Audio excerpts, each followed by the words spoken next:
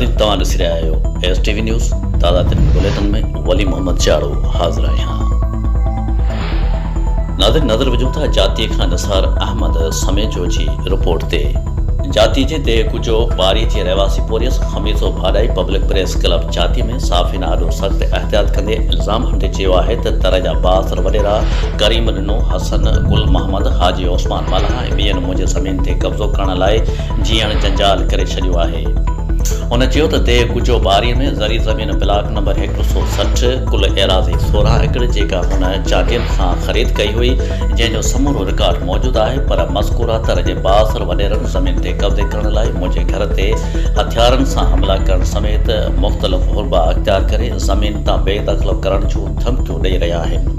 उन deputy commissioner Sujawal, assistant commissioner जाती मुख़्तियारकार जातीअ खां मुतालबो कयो आहे धमकियूं ॾींदड़ हमला आवरनि ख़िलाफ़ कानूनी क़दम खणी सांस इंसाफ़ कयो वञे। ॾिसंदा रहो STV न्यूज़। ईंदड़ अपडेट ताईं वली मोहम्मद चाड़ो वठे थो इजाज़त। अलाह जी अमान में हुजो।